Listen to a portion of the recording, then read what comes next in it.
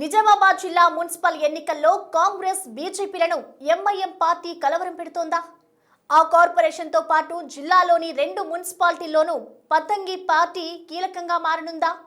Maharashtra municipal ఎన్నికల్లో ఆశించిన దానికన్నా ఎక్కువ సీటు గెలుచుకోవడం ఆ పార్టీకి తెలంగాణలో కూడా కలిసి రానుందా? కింగ్ ఎవరైనా కింగ్ మేకర్గా మాత్రం ఎంఐఎం పార్టీనే నిలుస్తోందా? అసలు నిజామాబాద్ జిల్లా మున్సిపల్ ఎన్నికల్లో ఎంఐఎం ప్రాబల్యంపై జరుగుతున్న చర్చ ఏంటి? 2 జాతీయ పార్టీలకు ఎంఐఎం ఎందుకు కలవరపెడుతోంది? నిజామాబాద్ జిల్లాలో మున్సిపల్ ఎన్నికలను ప్రధాన పార్టీలు ప్రతిష్టాత్మకంగా తీసుకున్నాయి.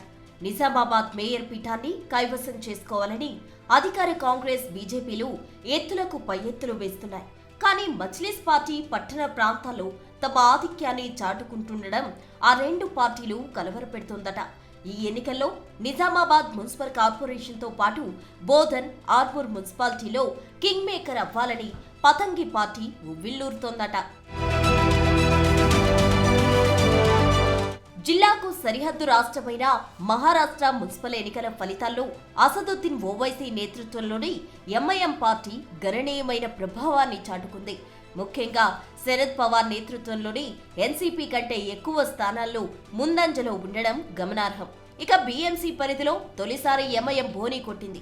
ఆసియాలోనే అత్యంత సంపన్న మున్సిపల్ కార్పొరేషన్ అయిన బృహన్ ముంబై కార్పొరేషన్ బీఎంసీలో ఎంఐఎం తన మొదటి విజయాన్ని నమోదు చేసి చరిత్ర క్రియేట్ చేసింది. అలాగే ఆ రాష్ట్ర వ్యాప్తంగా 13 కార్పొరేషన్స్ పరిధిలో మొత్తం 89 స్థానాలు గెలుచుకుంది. సంభాజీనగర్, మాలిగావ్ వంటి నగరాల్లో కింగ్ మేకర్ పాత్రను పోషించే స్థాయికి ఎదిగింది. ఆ స్ఫూర్తితో నిజామాబాద్ కార్పొరేషన్తో పాటు బోధన్, ఆర్మూర్లోనూ గతంలో కంటే ఎక్కువ సీట్లు గెలుచుకుంటామని మజ్లిస్ ధీమాతో ఉందట. మేయర్ పీఠం లక్ష్యంగా పావులు కదుపుతున్న డిప్యూటీ మేయర్ పక్కా అని లెక్కలు వేసుకుంటుందట.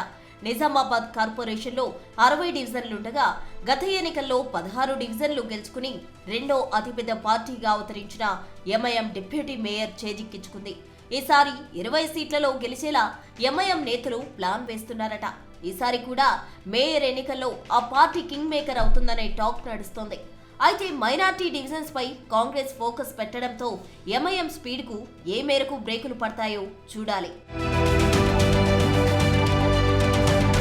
నిజామాబాద్ కార్పొరేషన్లో గతంలో డిప్యూటీ మేయర్ పదవి చేజెక్కించుకున్న ఎంఐఎం ఈసారి అంతకు మించి అంచనాలతో బరిలో దిగుతుందట.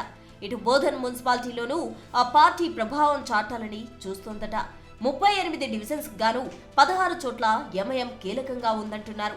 గత ఎన్నికల్లో 11 డివిజన్లు గెలుచుకున్న మజ్లిస్ ఈసారి మరిన్ని వార్డులు గెలుచుకుని కింగ్ లేదా కింగ్ మేకర్ కావాలని ఉవ్విళ్లూరుతుందట. ఇటు ఆర్మూర్ మున్సిపాలిటీలోనూ ఎంఐఎం ప్రాబల్యం పెంచుకోవాలని చూస్తోందట. 36 వార్డులకు గతంలో 1 వార్డు గెలుచుకోగా ఈసారి 2 అంకెల స్థానాలపై గురిపెట్టిందట. మహారాష్ట్ర మున్సిపల్ ఎన్నికల విజయంతో ఆ పార్టీ నేతల్లో జోష్ పెరిగినట్టు కనిపిస్తోంది. అక్కడి ఫలితాల ఎఫెక్ట్ జిల్లాలో ఉంటుందని ధీమా వ్యక్తం చేస్తున్నారు. నిజామాబాద్ కార్పొరేషన్లో మెజారిటీ మైనార్టీ డివిజన్స్ లో ఎంఐఎం సత్తా చాటాలని చూస్తోంది. అయితే కాంగ్రెస్ మాత్రం మైనార్టీలోనూ పట్టు కోల్పోకుండా వ్యూహాత్మకంగా పావులు కదుపుతోందట.